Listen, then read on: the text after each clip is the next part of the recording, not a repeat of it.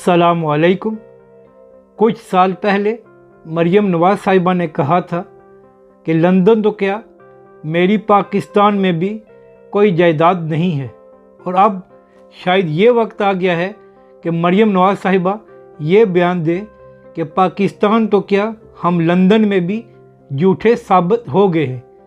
2 दिन पहले एक शोशा छोड़ा गया कि नवाज शरीफ साहब पर चंद लोगों ने लंदन में हमला करने की कोशिश की। इस बात की तरदीद तो लंदन पुलिस ने दूसरे दिन कर दी थी कि ना ही हाथापाई और ना ही हमला करने के कोई सबूत मिले हैं।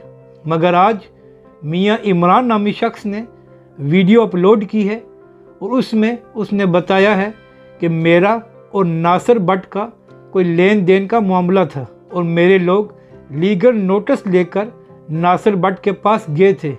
और इस सारे इशू को इन्होंने ये बना दिया कि चंद लोगों ने नवाज शरीफ साहब पर हमला करने की कोशिश की, हालांकि ये मेरा और नासिर भट्ट का मामला था।